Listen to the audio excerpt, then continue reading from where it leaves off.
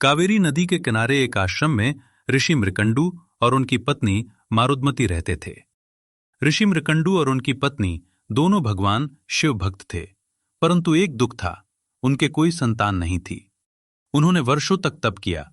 तपस्या के बाद भगवान शिव उनके सामने प्रकट हुए। शिव बोले, दो वरदान में से एक चुनो, या तो बहुत बुद्धिमान तेजस्वी बेटा जो सिर्फ 16 साल जिएगा, या साधारण बेटा जो लंबी उम्र पाएगा। ऋषि बोले, हमें वो पुत्र चाहिए जो तेजस्वी हो, चाहे उसकी आयु छोटी ही क्यों ना हो। महादेव प्रसन्न हुए और जन्म हुआ मार्कंडेय का। मार्कंडेय बचपन से ही तेजस्वी और शिव भक्ति में डूबा हुआ था। वो रोज शिवलिंग के सामने बैठकर महामृत्युंजय मंत्र जपता। लेकिन जैसे जैसे उसका 16वां साल पास आया, माता पिता की चिंता बढ़ती गई, पर वो बिल्कुल नहीं डरा।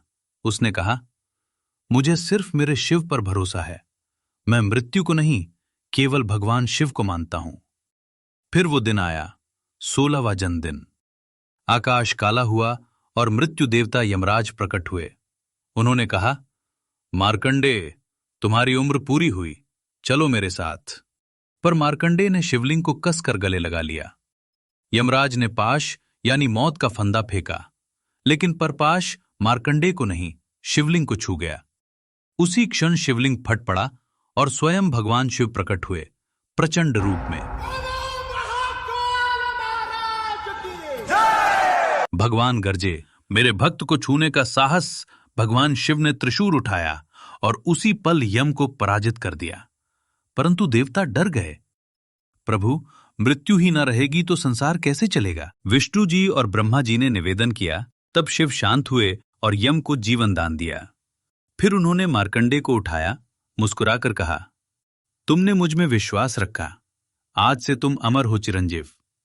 मार्कंडेय हमेशा 16 वर्ष के ही रहे और महान ऋषि बने। उन्होंने देवी महात्म्य, मार्कंडेय पुराण और अनेक शास्त्रों का ज्ञान प्रदान किया।